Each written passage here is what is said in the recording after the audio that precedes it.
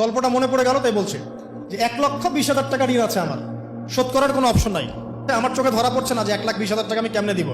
কি হলো, হঠাৎ করে আমরা একটা সার্কুলার দেখলাম যে সারা বাংলাদেশে ইসলামিক ট্যালেন্ট খোঁজা হচ্ছে। 2000 এটা মনে হয় 17 কি 18 সালের কথা, হ্যাঁ 18 না, হ্যাঁ আলোকিত থেকে। তো এখন আমার ওয়াইফ বলছেন যে আপনি এটাতে অ্যাপ্লাই করেন। আমি অ্যাপ্লাই করবো, এটা তো আলেম ওলামাদের প্ল্যাটফর্ম, আমি এখানে জেনারেল থেকে আসা মানুষ কেমন করে কি। তো সে বলছে না, আপনি পারবেন ইনশাল্লাহ, আপনি পড়াশোনা করেন ইনশাল্লাহ পারবেন। তো আমি দেখছি আগে প্রাইস কি আছে, কষ্ট তো করবো, আগে পুরস্কারটা কি। তো পুরস্কারটা দেখছি যে একটা ওমরা করাবে। ওমরা করা তো যে কারোর জন্য একটা স্বপ্নের ব্যাপার না। আর লেখা আছে যে ফার্স্ট প্রাইস 3 লাখ টাকা, second prize 2 lakh, third price হচ্ছে 1 লাখ টাকা। তো সেটা আচ্ছা ঠিক আছে। তারপর টানা 4 কি 5 মাস দৈনিক 10 থেকে 12 ঘন্টা করে পড়েছে। টানা 4 থেকে 5 মাস দৈনিক 10 থেকে 12 ঘন্টা, নাওয়া খাওয়া সব ওখানে। আর যতটা সহজ মনে করছেন আসলে কিন্তু প্রতিযোগিতা অত সহজ নয়। যে কোনো জায়গা থেকে প্রশ্ন আসতে পারে, আকিদা, সিরাত, ইতিহাস, এটা ওইটা অনেক টপিক, প্রায় 36টা বিভাগ আছে। তো আলহামদুলিল্লাহ কিভাবে জানি আস্তে আস্তে উঠতে পারলাম। গিয়ে দেখলাম যে